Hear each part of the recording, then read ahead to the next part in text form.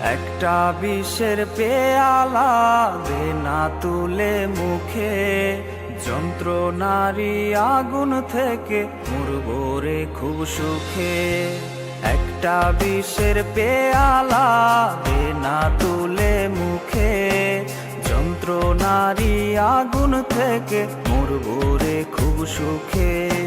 ভুলে যাব বেঈমানটারে আমি চিরতরে, দেবদাস আমি দেবদাস হয়ে বাঁচতে পারবো না রে। দেবদাস আমি দেবদাস হয়ে বাঁচতে পারবো না রে।